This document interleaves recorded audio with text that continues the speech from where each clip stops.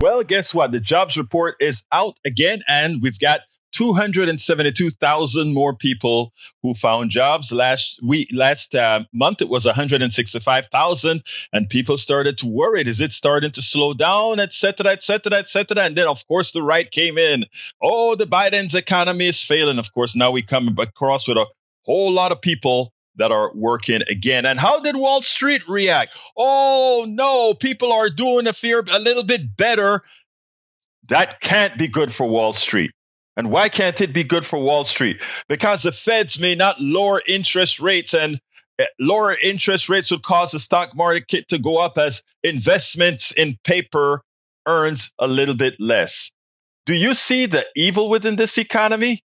Do you see an economy that makes no sense? It is this economic system, when I speak about it being a fraud, this is what I'm talking about. Because again, what they're constantly saying is the well-being of the American citizenry is directly disproportional to the well-being of the wealth. If the American people start to accumulate some wealth, if the American people start to do a little bit better, then for the wealthy class, they may ask for a bit more, and we don't want that.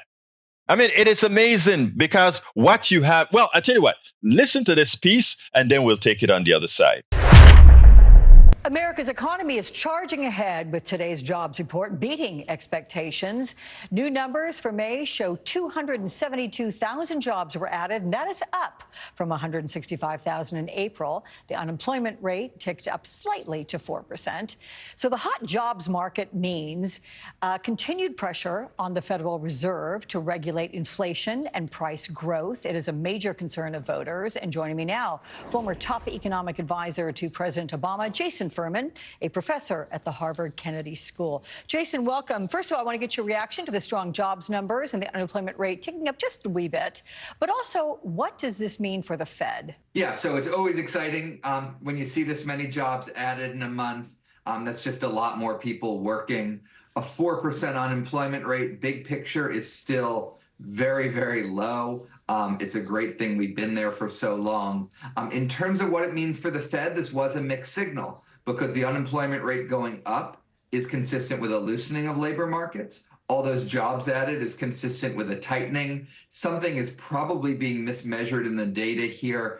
On balance, I think this makes the Fed a tiny bit more likely to cut rates at some point this year, although that's not how the market saw it. Okay, that's going to be music to a lot of people's ears. But let's talk about President Biden, who touted the latest jobs numbers today. But with poll after poll showing the economy is still a major concern for voters, he says, quote, "I'm fighting corporate greed by calling on corporations with record profits to lower prices, as Target and Walmart have for grocery prices. I'm fighting to make rent more affordable by building 2 million new homes." What is it that continues to drive voter discontent on the economy despite these numbers? They are strong numbers. There's also cooling inflation. Yeah, inflation is coming down, but there's this issue of the cumulative inflation over the last couple of years. Yes, wages have gone up faster than prices, but they haven't gone up that much faster than prices. So wage growth has been a little bit disappointing when you look at real wages. But a lot of it also is just a generalized discontent with something that is not about the economy. I don't know quite what it is, because people do actually feel pretty good about their own financial situations. They are also spending money. So when it comes to voting with their wallet, they are voting their confidence in their economy. When they answer polls, they answer them differently. Okay, and then you have non-wealthy Americans who remain frustrated with the economy. But I want to get your quick reaction to this CNBC headline. We're putting it up here, that the U.S. added 600,000 new millionaires last year. That's far outpacing the rest of the world, according to a new report. How do you square that? Look, we're actually seeing the fastest wage growth for low and moderate wage workers. If we have more millionaires because we're a more productive economy, a more productive future, that's fine with me. We just should be taxing them.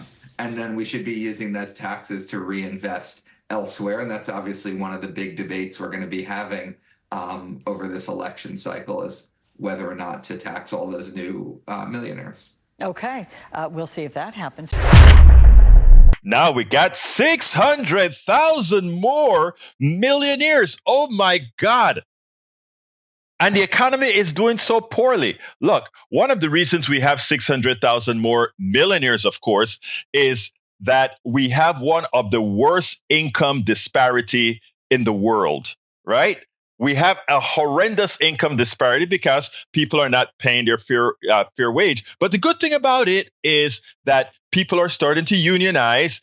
Wages are going up finally faster than inflation. And things are, in fact, getting better, not as good as they must be, because in a fraudulent economic system, it is hard for that to happen. In a fraudulent economic system, the people who least produce are the ones who are rewarded. You notice what that thing said? 600,000 people got more millionaires. A lot of that had to do because we had AI coming into the fold. And what does AI do? Reduce the amount of jobs. AI is a composite knowledge of us all, concentrated and being able to be profitable for the few. An economic system, folks, that is fraudulent. I hope most of you who are listening to this program or to this clip will make sure to be regular members of Listening to Politics Done Right, where we discuss all these issues. We have been indoctrinated into believing an economic system like ours, as it is functioned, is somehow good for everybody. And we all have been conditioned to put the blame on the dysfunction within this economic system created by the plutocracy, the oligarchy, the corporate class.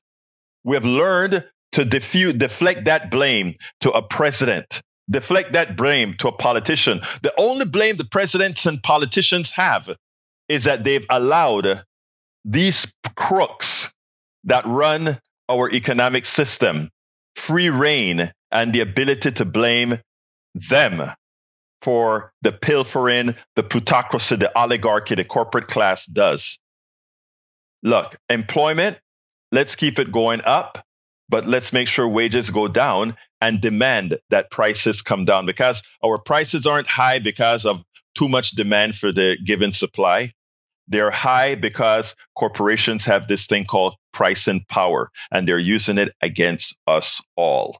And until we stop fighting among each other, until we stop believing the crap that comes out of the right and the neoliberal Democrats and conservatives, we are going to remain being indentured servants to a system that has us fighting each other instead of taking what's ours from those who are controlling it all. We spend a lot of time deconstructing the news, trying to parse it into a form that everybody can understand. We try to find those little nitpicks where it flies above the fray, etc. If you really like these videos that we do, I want to ask a big favor. Please go ahead, number one, subscribe to our channel, and number two, please join if you can. Thank you so kindly for watching. Keep watching. Please remember to share. We must populate the entire internet with our progressive message, a message that we know is what most Americans say that they want. So help us, please join.